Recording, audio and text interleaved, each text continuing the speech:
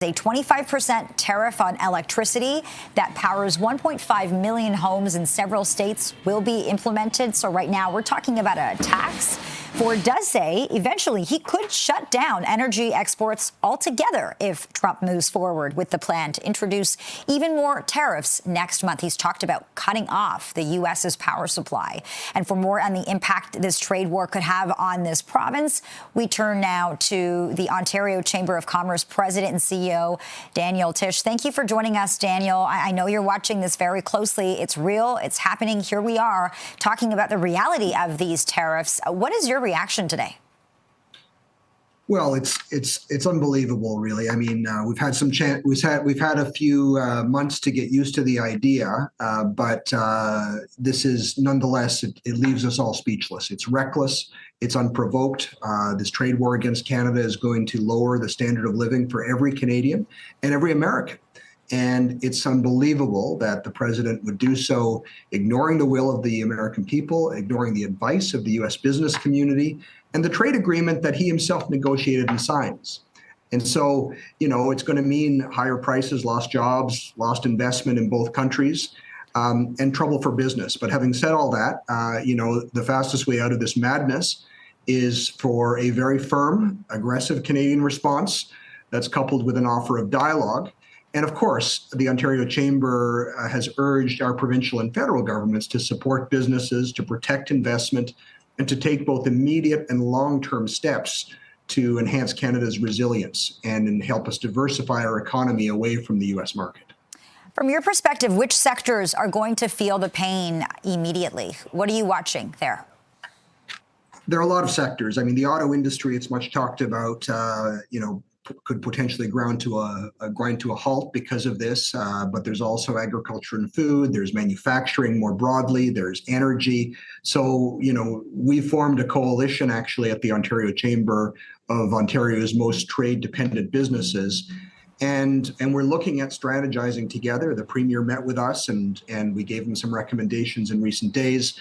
And we're going to keep doing that because fundamentally the best thing we can do right now, not just as a business community, but as a country, is to stand together and to ensure that our response is unified and that, we both do the short-term things that are needed to protect business, but also the long-term things that are going to benefit our country, leave us less reliant on someone who's proven to be an untrustworthy and unreliable partner. So we've got to become less reliant on the U.S. That's something we're hearing a lot of experts say. They're talking about diversifying our economy, diversifying our trading partners. Can we do that right now? How long would that take? How challenging would that be, Daniel? For sure, that's not a short-term endeavor, right? I mean, we have more than 3/4 of our exports are to the U.S. So we have to look at other immediate things. We have to triage industries and businesses that are most at risk right now. We have to make their protection a priority in trade negotiations and in business support programs.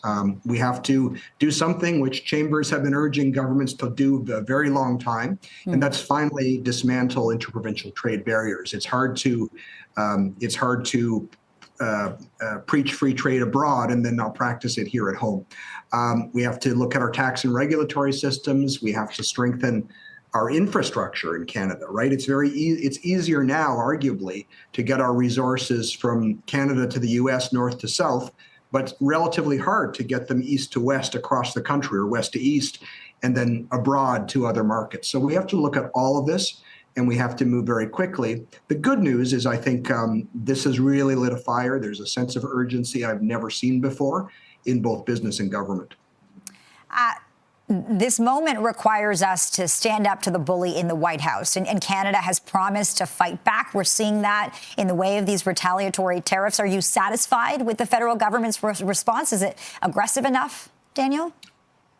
I am.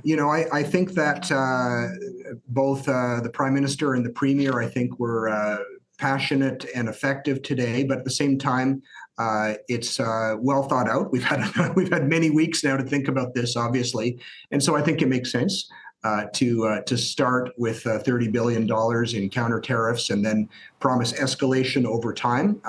And Americans will understand very quickly that we have the old image that's long out of date about the elephant and the mouse. Canada's not a mouse.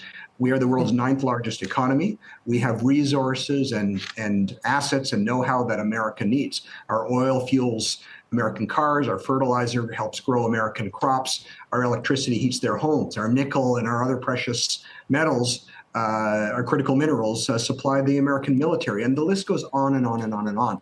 And so this will hurt Canada very deeply, but it'll also hurt America. And that's why it's so senseless, and that's why ultimately we need to give both sides an incentive to come to the table. But Canada cannot back down, and I don't think we will. Daniel Tisch, Ontario Chamber of Commerce President and CEO. Really good to have you on to talk about this. We so appreciate your time. Thank you so much. Looking forward to keeping in touch as this issue unfolds. Yeah, I'm sure we'll chat again. Thanks, Daniel.